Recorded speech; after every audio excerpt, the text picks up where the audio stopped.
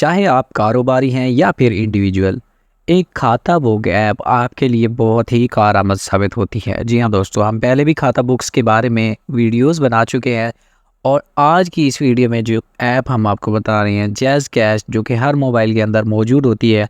आपको खाता बुक के लिए कोई अलग ऐप करने की ज़रूरत नहीं है। जैज़ कैश के अंदर आपको एक ऑप्शन मिल जाएगा जिसमें आप अपने खाते, अपना लेन देन मेंटेन कर सकते हैं।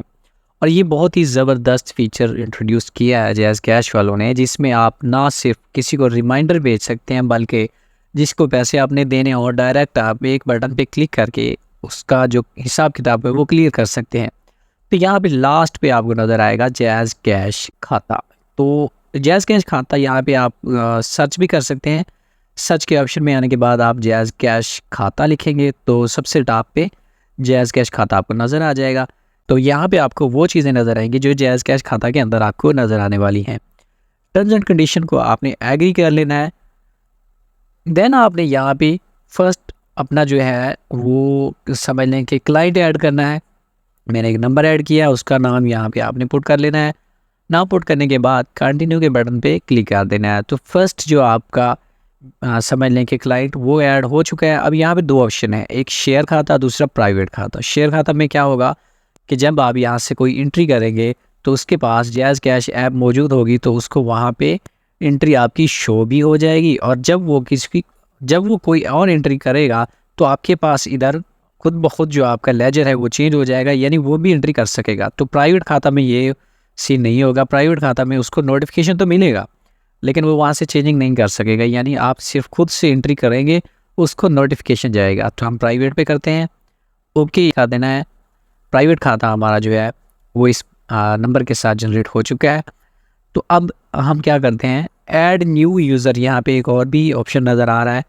इस पे आप क्लिक करके एक और यूज़र भी ऐड कर सकते हैं। यहाँ पे समझ लें कि मैं एक और फेक क्लाइंट फ़िलहाल मैं ऐड कर रहा हूँ, लेकिन ये आप इसको परमानेंटली यूज़ कर सकते हैं। मैं आपको तरीक़ाकार जो है वो समझाने जा रहा हूँ कि आपने इनमें एंट्री कैसे करनी है, लेजर कैसे शेयर करना है, PDF में डाउनलोड कैसे करना है।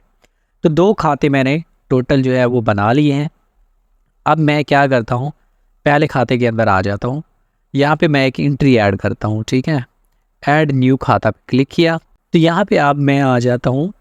इंटर अमाउंट का ऑप्शन यहाँ पे आपको नज़र आ रहा है। फ़र्ज़ करिए मैंने 5000 यहाँ पे पुट कर लिया और पर्पज़ जो है वो मैं लिख देता हूँ कि जैज़ कैश का लेन देन था, तो मैं यहाँ पे जैज़ कैश लिख देता हूँ। अब यहाँ पे नीचे ऑप्शन आएगा कि टू पे और टू रिसीव, के मैंने देने हैं या मैंने लेने हैं इस बंदे से। टू पे का मतलब ये हुआ कि मैंने इसको देने हैं।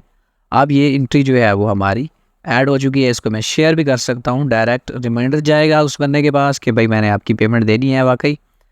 तो ओके कर दिया इसको हमने। अब जो है हम इसको थोड़ा सा बैक करेंगे और बैक करने के बाद हम जो दूसरा क्लाइंट जो था उसकी एक एंट्री ऐड करके आपको दिखाते हैं। यहाँ पे मैंने जो है वो देने हैं पैसे, 5000 रुपये मैंने एंटर किए हैं। अब जो दूसरा खाता है उसमें मैं एंट्री इस हिसाब से करूँगा कि मैंने उससे पैसे कुछ लेने हों तो उसको कैसे एंटर किया जाएगा। तो यहाँ पे हम पहले वही सेम प्रोसेस अमाउंट एंटर करेंगे।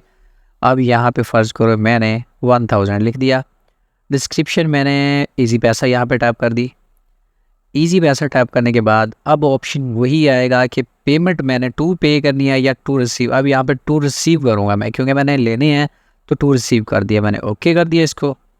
ओके करने के बाद अब यहाँ पे आप देख सकते हैं कि ग्रीन है, ये अमाउंट जो है वो ग्रीन हो चुकी है, जो कि रेड पेमेंट होती है वो हमने देनी होती है।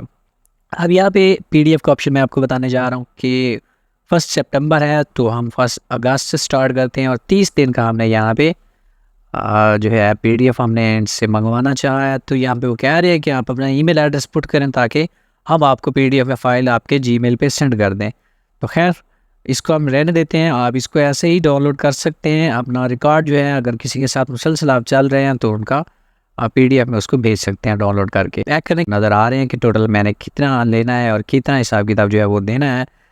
तो अब क्या है कि किसी को भी शेयर करना हो तो यहाँ से आप रिमाइंडर शेयर कर सकते हैं कि भाई आपने इतनी पेमेंट देनी है या इतनी लेनी है, तो उसको रिमाइंडर डायरेक्ट व्हाट्सएप के ज़रिए भी भेज सकते हैं। और अगर हमने किसी को पेमेंट भेजनी हो तो डायरेक्ट यहाँ पे क्लिक करेंगे, क्लिक करने के बाद क्योंकि अब मेरी 5,000 पेंडिंग अमाउंट है जो कि मैंने देनी है, तो यहाँ पे मैं एक बार तो आपको 5100 लिख के चेक करवाता हूँ, तो ये नहीं सेंड होगी क्योंकि मेरी ड्यू अमाउंट जो है वो 5,000 है। तो 5,000 यहाँ से सेंड हो जाएगा या उससे कम हो जाएगा। तो फ़र्ज़ करें मैं यहाँ पे थोड़ी अमाउंट पुट करता हूँ, 100 रुपये लिखता हूँ, पे क्लिक किया, तो यहाँ पे अब अकाउंट जो है वो शो हो जाएगा उसका, और साथ में फ़ीस वगैरह भी यहाँ पे शो हो जाएगी जो कि ज़ीरो है।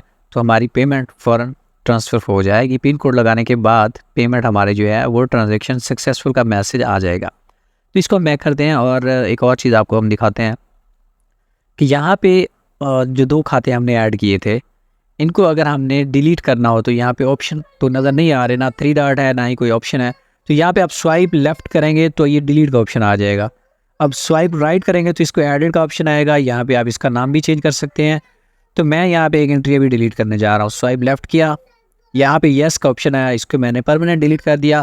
अब दोबारा से जो ऑप्शन आ रहा है मेरे पास, मैं इसको अब दोबारा से मैं आ गया हूँ एंट्री को डिलीट करने। एंट्री को डिलीट करने का भी वही तरीका है।